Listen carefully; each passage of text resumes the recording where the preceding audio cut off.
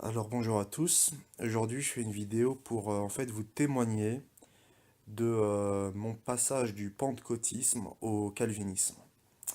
C'est vraiment une vidéo que je tenais à faire pour vraiment mettre au clair ma transition doctrinale que j'ai opérée depuis 2 ans maintenant, hein. Donc en fait, quand je suis venu à Jésus, quand je me suis repenti, j'étais quasiment directement tombé sur des enseignants, entre guillemets, qui enseignaient que, par exemple, on pouvait perdre le salut, que le salut devait s'obtenir par nos œuvres, hein, on devait mériter notre salut en gravissant les échelons des œuvres, en fait. En gros, que la prédestination, c'était simplement Dieu qui a vu à l'avance qui allait le choisir, ou encore que le parler en langue était toujours actif aujourd'hui, hein, que c'était le fameux Jagamanama qu'on peut entendre dans les assemblées charismatiques. Ou encore que Dieu parle non seulement au moyen de la Bible, mais en même temps au moyen de rêves, de songes, de visions, de révélations spéciales, etc. Donc voilà, c'est pas l'écriture seule, mais c'est l'écriture plus nos rêves, et nos songes, etc. Donc moi, en fait, j'ai baigné dans cet univers-là pendant 1 à 2 ans. 1 à 2 ans. 1 an et demi, on va dire. 1 an et demi. J'étais à fond dedans. Et vraiment, je pensais vraiment que mon salut dépendait de mes œuvres, que je pouvais le perdre comme ça d'un jour à l'autre en ayant, je sais pas moi, une mauvaise pensée ou en faisant un péché ou Dieu dirait, ah tiens, je t'ai aimé, mais là, bon, t'en fais trop, je t'aime plus, là, en fait, je te rejette. Et en fait, plus le temps passait, plus j'étais mal, plus j'étais pas bien, je me disais, c'est pas cohérent. Par exemple, dans le pentecôtisme où j'étais, on disait enfin Jésus est mort pour tous sans exception. Et moi, je me disais, mais si Jésus est mort pour tous sans exception, pourquoi il ne sauve pas tout le monde? Pourquoi il n'envoie pas un songe un peu à tout le monde pour que tout le monde soit sauvé? Même, je me disais, mais si Dieu est amour, s'il est fidèle, s'il est bon, comment ça se fait qu'on peut perdre le salut? C'est incohérent. Moi, je voyais des incohérences là-dedans. Je me disais aussi, mais si Jésus a tout accompli, s'il y a eu la croix, pourquoi alors on n'est pas sûr d'être sauvé? Pourquoi on doit encore faire des choses pour être sauvé? Et puis au bout d'un moment, j'en ai eu marre, j'ai eu un plafond de verre. J'ai eu un plafond de verre par rapport à ça. C'était une horreur. Une horreur, c'était un cauchemar. Même je me disais tout le temps, je suis possédé parce que j'étais le péché. À chaque fois, je me pensais possédé. Parce que, bon, il faut comprendre que dans le milieu charismatique, on met beaucoup l'accent là-dessus, hein, sur les possessions, sur le diable. Avec eux, on pense limite que Satan est souverain sur Dieu. Voilà. Et aussi, une chose qui me gênait, c'était ils mettaient beaucoup l'accent sur la volonté humaine. Comme si la volonté humaine est prévalait sur la volonté de Dieu. Ils disaient en gros, si Dieu veut te sauver, mais toi que tu veux pas, bah Dieu ne te sauve pas. Donc en gros, l'homme est souverain sur la volonté de Dieu. Et ça aussi, ça me gênait. Je voyais pas que la Bible disait ça en fait. Puis je voyais aussi beaucoup de cruauté chez ces gens-là. En fait, il y avait une apparence d'amour, mais dans le fond, il y avait beaucoup de choses malsaines. Ça médisait beaucoup.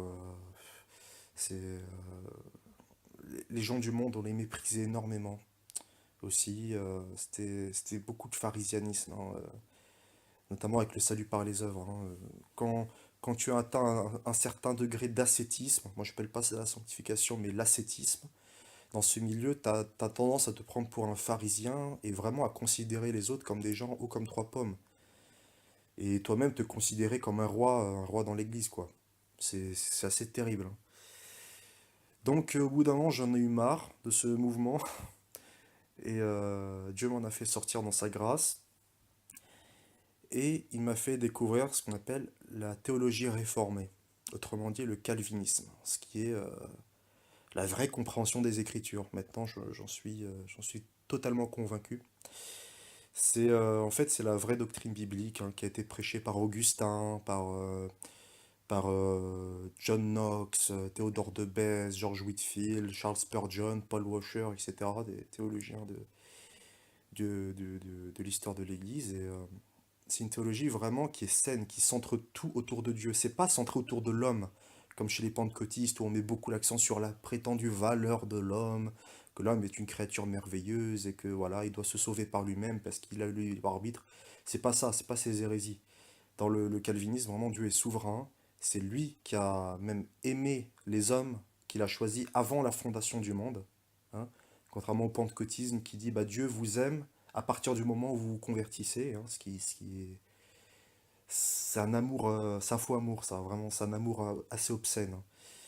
Donc là, dans le calvinisme, on a vraiment Dieu qui nous aime avant la fondation du monde et qui nous sauve assurément. C'est-à-dire qu'il nous donne la foi est un don, et il nous assure le salut. C'est-à-dire qu'on ne peut pas perdre le salut, hein. Il fera en sorte qu'on persévère jusqu'au bout.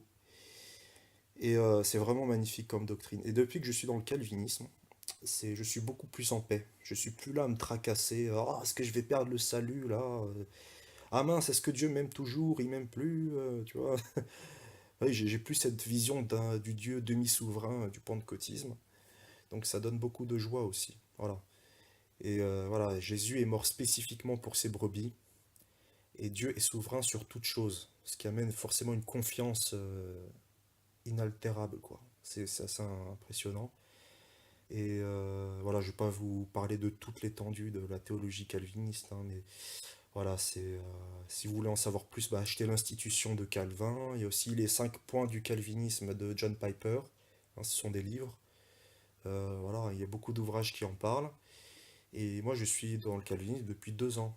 2 ans maintenant, et par la grâce de Dieu, c'est tellement... On est en paix. C'est pas comme avant dans le pentecôtisme, on n'est pas en paix, on est toujours tourmenté, stressé, parce que lui nous dit qu'on va en enfer, et puis on ne sait pas si Dieu nous aime, etc.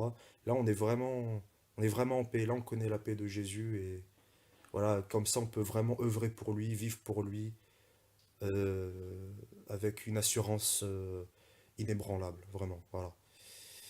Voilà, donc bon, c'était vraiment un court témoignage et ça fait vraiment du bien. J'ai plus cette vision du Dieu tyrannique pentecôtiste qui aime puis qui n'aime plus, qui rachète puis qui rejette.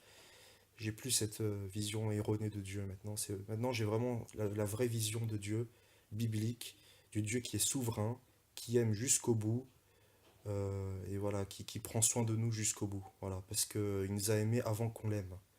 Et parce que la justice de Christ est sur nous, voilà. Et que notre salut ne dépend pas de nous, mais de la grâce de Dieu, voilà. Donc que Dieu vous bénisse et pardon, excusez-moi, soyez fortifiés et voilà. Je vous encourage vraiment à faire des recherches sur le calvinisme et à abjurer le pentecôtisme, hein, il n'y a rien de bon là-dedans en fait, hein, voilà. Il faut dire les choses comme elles sont. Voilà. Au revoir.